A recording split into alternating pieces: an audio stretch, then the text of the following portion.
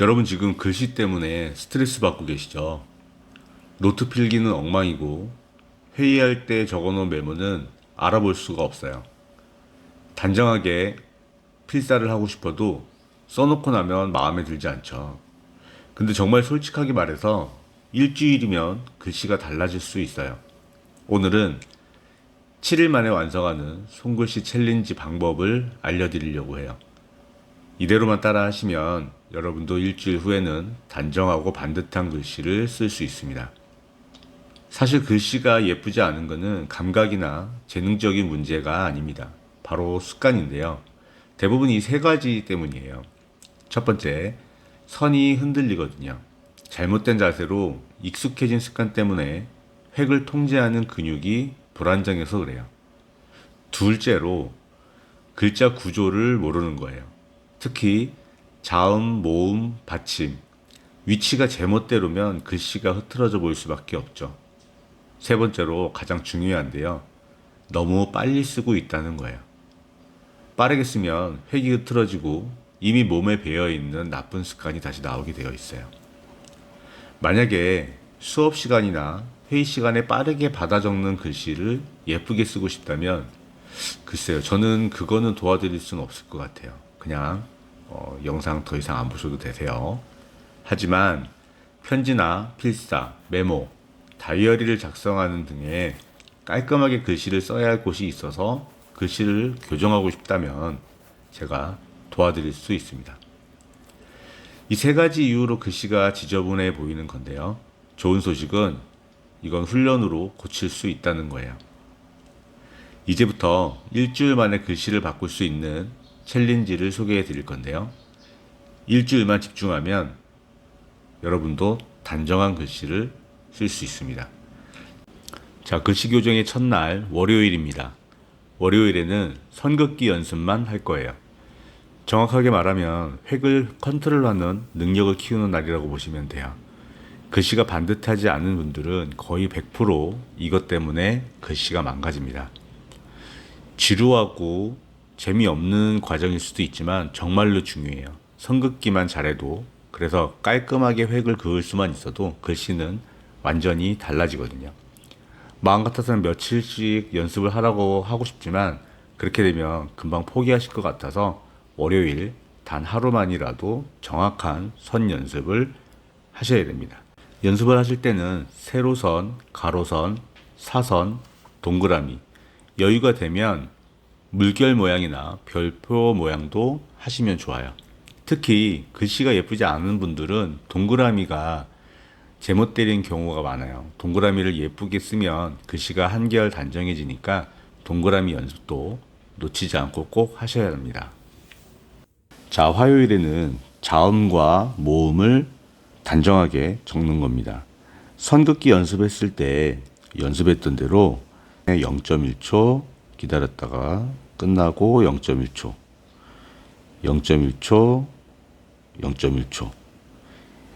그렇게 해서 처음에 시작하는 획과 끝나는 획이 일정하게 나올 수 있도록 하는 거예요. 자음이나 모음의 연습이라고 생각하지 마시고 선긋기의 일부라고 생각을 하시고 천천히 작성을 하는 겁니다. 지금은 선긋기 연장선의 연습이기 때문에 글씨의 크기는 크게 중요하진 않아요. 대신 조금 작게 연습하는 것보다는 크게 연습하는 게 도움이 되실 거예요. 0.5초, 0.5초. 적고 나서 바르게 떼어버리면은 획이 너무 자유자재로 다른 데로 가버리니까 컨트롤 해줘야 돼요. 0.5초. 네, 이런 식으로 자음과 모음을 선 연습하듯이 작성을 해주세요. 천천히 해야 됩니다. 천천히. 거의 글자 하나 쓰는데 3초 정도 걸린다고 생각하고 정말로 천천히 쓰셔야 돼요. 처음에 말씀드렸지만 빠르게 써서 잘 쓰는 글씨를 바꾸는 거는 저는 자신 없어요. 그거는 쉽지 않은 일이고 저도 그렇게 못하고요. 항상 지금 내 습관을 바꿔야 되는 시간이기 때문에 천천히 하셔야 돼요. 천천히. 빠르게 하게 되면 옛날의 습관들이 나와서 획들이 일정하지 않게 됩니다. 항상 천천히. 그리고 획 쓰는 거 아까 말씀드렸던 것처럼 반드시 지켜주셔야 돼요. 그래서 하나의 획이 완성도 있게 나올 수 있게 연습을 해주세요. 그 연습을 선긋기에도 하고 자음과 모음을 쓸 때도 계속 연습을 해주는 거예요. 이 습관이 길들여지면은 생각했던 것보다 그렇게 오래 걸리지 않아요. 손에 습관이 익혀지면은 그 다음부터는 속도가 조금 더 붙을 수 있으니까 처음에는 정말로 하나하나 그리듯이 천천히 작성을 해주셔야 됩니다. 그래서 화요일에는 선긋기 연습, 선긋기 연습의 연장선인 자음과 모음 연습을 하는 겁니다. 이렇게 따로따로 자음과 모음을 쓰고 나면은 그 다음에는 한번 써보는 거예요. 가, 나. 초등학교 글씨 같지만 우선은 이렇게 단정하게 쓰는 게 먼저예요. 간혹 이렇게 질문하시는 분이 있어요. 이 가운데 간격은 어떻게 써야 하는가? 그러면 정말 여러 가지 방법들도 있고 하지만 가장 심플한 방법이 기억하기 좋기 때문에 이렇게 생각하시면 될 것 같아요. 자음을 쓴 반을 나눠서 2분의 1만큼 쓰는 겁니다. 나를 쓰면은 나를 썼을 때 반의 간격만큼 띄워서 모음을 적어주는 거예요. 이해하시겠죠? 이게 정답이라는 건 아닙니다. 하지만 가를 쓰고 나서 너무 가까이 쓴다거나 아니면 너무 멀리 쓰는 것도 맞지 않겠죠. 대략적인 간격은 자음을 반으로 나눴을 때 그 간격만큼만 띄워서 모음을 적어주시면 되세요. 자, 수요일에는 이제 받침을 연습을 할 거예요. 받침이라고 딱 정하기는 것보다는 정확한 위치에 쓰는 방법을 연습을 할 거예요. 글씨 연습을 하실 때는 조금 크게 쓰는 연습을 하시는 게 좋아요. 글씨가 작아지면 뭉치는 부분이 생겨서 글씨가 예뻐지지 않습니다. 자, 그래서 가운데 십자가 선을 기준으로 잡고 글씨의 위치를 파악하는 건 먼저 이 선에서 할 거예요. 이것만 확인해 주시면 돼요.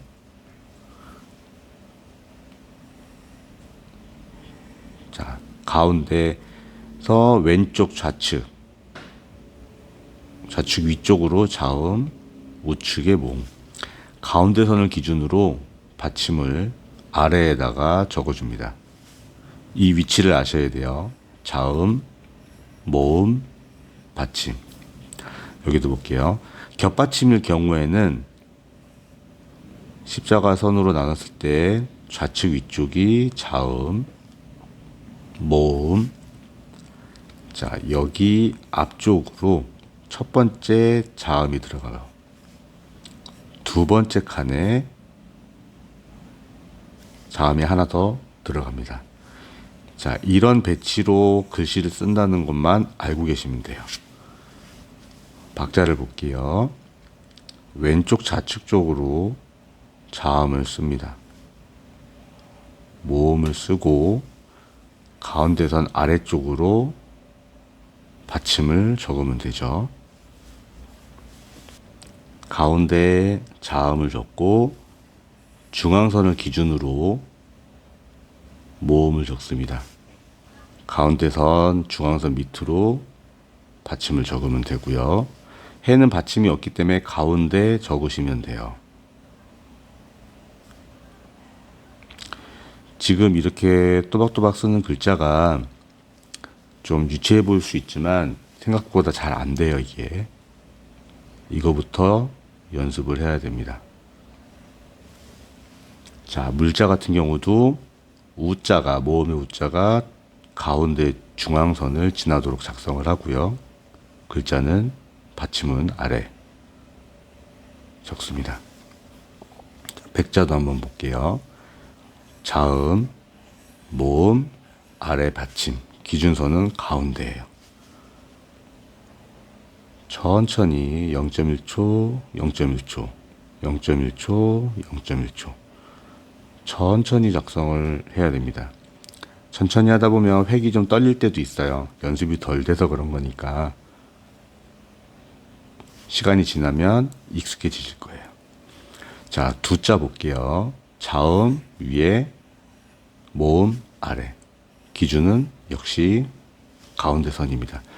이렇게 네모칸으로 연습하는 거는 잠깐이기 때문에 중요한 거는 이 가운데 선이에요. 다시 한번 설명드리겠지만은 이 아자를 중요하게 생각하셔야 됩니다. 이 아자에서 나오는 이 부분이 선이 없을 때에는 중앙선을 기준선이 될 거예요. 자, 이렇게 해서 글자, 자음, 모음, 받침의 위치가 어디인지 이제 아셨을 거예요. 그래서 오늘은 요것만 이렇게만 연습을 잘 하시면 돼요. 위치가 정확하지 않더라도 괜찮아요. 처음에 우리가 교정하기 전에 썼던 글씨보다는 훨씬 좋아졌었기 때문에 글씨 위치가 반드시 여기에 정확하게, 받침의 위치가 정확하게 오지 않더라도 너무 스트레스 받을 필요는 없어요. 천천히 다시 더 연습하면 되니까요. 이제 목요일에는 단어를 적어 볼 겁니다. 수요일에 네모칸에서 글씨의 위치를 확인을 했어요. 자음, 모음, 받침. 이 부분들이 확인이 됐기 때문에 단어 연습을 할 건데 아까 말씀드렸듯이 네모칸 연습을 많이 할 필요는 없어요. 위치만 아는 정도로 끝내고 실제로 우리가 쓰는 방법들을 연습을 할 거기 때문에 줄노트만 있으면 돼요. 영어 노트도 괜찮 추천을 드리고요. 아니면 줄노트에 있는 가운데에 보통은 우리가 줄이 이렇게 있으면 위에 글씨들을 쓴단 말이에요. 위에 글씨를 쓰는데 그렇게 하지 마시고 가운데에다가 글씨들을 정렬을 할 거예요. 한번 볼게요. 자, 가방이라는 글씨를 보면 글씨의 중앙의 허리에 선이 맞도록 가야 됩니다. 0.5초, 0.5초.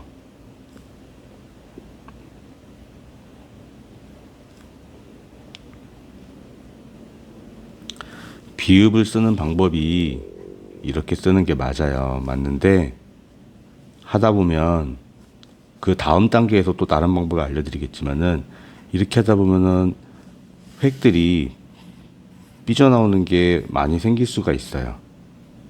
그래서 이 방법이 원칙이긴 한데 만약 조금 다른 방법으로 적는다고 해도 저는 괜찮다고 생각을 합니다. 그건 편하신 방법으로 반듯하게만 작성을 하시면 돼요. 나중에는 뭐 이런 식으로 쓸 수도 있으니까 처음에는 반듯한 획으로 작성을 하는데 중요한 건 가운데 선에 글씨의 허리를 맞추는 거예요. 그렇게 하다 보면 예를 들어서 이 글씨를 보면 레몬의 레자는 받침이 없고요. 몬자에는 있어요. 그렇다 보니까 몬자는 키가 큽니다. 그렇죠? 가운데 선을 맞추다 보면 이렇게 약간 울퉁불퉁 나올 수 있는데 너무 신경 안 쓰셔도 돼요. 가운데만 잘 맞으면 나중에 적고 나서 모양이 예쁘게 가지런하게 될 수 있으니까 가운데에다 맞추면 됩니다. 자, 바람도 아까 말씀드렸던 아 부분이 이 점이 기준선이 될 거예요, 앞으로. 이런 선들이 없을 때에는 이게 기준이 될 거기 때문에 이 아자를 우리가 글씨를 쓰면서 나오는 아자에 집중하셔야 돼요.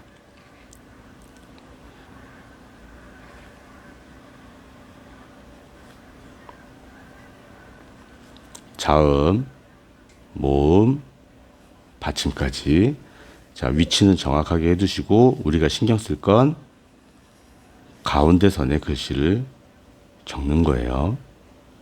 자, 시옷 같은 경우에는 이렇게 보이는 요 겹치는 마주치는 부분을 가운데 선에 붙이시면 돼요. 여기에 올려놓으시면 돼요. 그러면 지읒자도 치읒자도 여기에 맞춰서 쓰시면 문제 없을 거예요. 그래서 시옷자 연습을 많이 하시면 지읒이랑 치읒도 같이 예쁘게 적을 수 있습니다.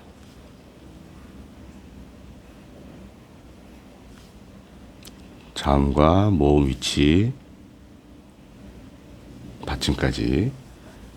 약간 유치해 보이지만 실제로 해보시면 정말 쉽지 않아요, 이것도. 그래서 처음에는 이렇게 반듯한 글씨부터 연습을 합니다. 이 경우에는 밑에 받침이 있기 때문에 치읓이 위로 올라갔죠. 그러면 여기에 중앙선이 있다고 생각하시고 적으시면 되세요. 그래서 가운데 선 위에 모음까지 작성이 돼야 돼요. 받침은 아래에 적습니다. 이 규칙만 잘 기억하셔서 단어 연습을 해보도록 할게요. 금요일부터는 글씨 전체의 균형을 잡는 연습을 할 겁니다. 긴 문장을 써볼 건데요. 글자를 가로선 중앙에 배치하면 어렵지 않게 연습하실 수 있어요. 평소에 마음에 드는 문장을 적으면서 연습해 볼게요. 받침이 없는 글자는 가운데 기준선 중앙에 적으면 되고요. 받침이 있는 글자는 초성, 중성은 위에, 받침은 아래에 적는 거예요. 지금까지 연습했던 그대로 차근차근 이어가시면 됩니다. 자, 토요일에는 길게 이어지는 하나의 문단을 적어 볼 거예요.